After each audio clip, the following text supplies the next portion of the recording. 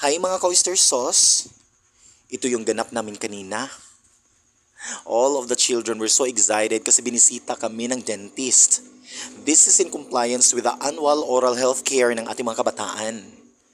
Wow! I shout out nga pala to Doc Andy Malunhaw for coming over.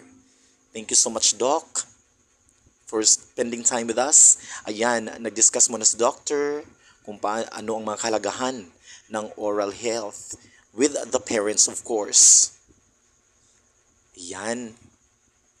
At pagkatapos, iniisa-isa niyang in-examine, no, bawat oral health ng ating mga learners. Ayan, no, tingnan niyo mga kabataan, no, nagmasid lang talaga sila. Nag-observe. Wow.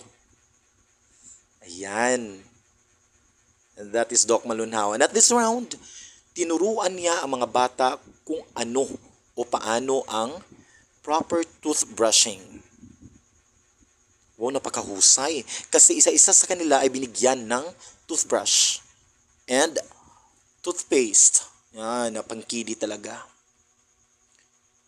Ayan na. And that is Doc Malunhaw, look right there.